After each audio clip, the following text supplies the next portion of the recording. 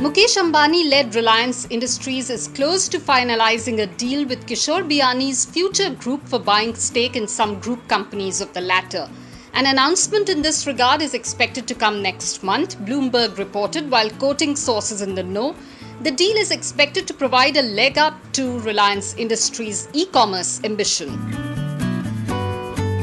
Reliance Industries has become a net debt-free company months before its target after raising over Rs 1,68,818 crore in just 58 days via a rights issue and by roping in global tech investors to buy minority stake in Jio Platforms Limited, the company announced. RIL's net debt as on 31st March 2020 was Rs 1,61,035 crore.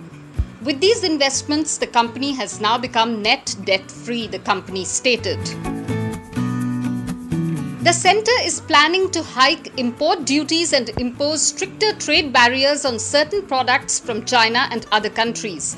Although the plan has been under review for the past few months, imports from China will be in its focus amid the ongoing border tensions with the country. The plan has been under review since at least April and is in line with Prime Minister Narendra Modi's Atmanirbhar Bharat plan.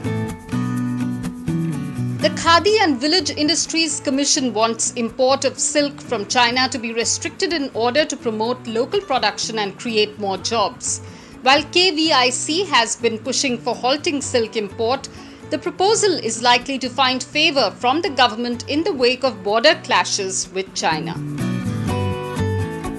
Finally, there seems to be some light at the end of the tunnel for Vodafone Idea and Bharti Airtel. On the AGR issue, the Supreme Court has asked telcos to make some down payments if they want to avail staggered payments relief. The court said that it's not possible for the court to pass orders without telcos making reasonable upfront payments. This is not a big relief for telcos who hoped that the Apex Court would allow them to make AGR payments over 20 years. The World Health Organization hopes hundreds of millions of doses of coronavirus vaccine can be produced this year and 2 billion doses by the end of 2021, Chief Scientist Soumya Swaminathan said.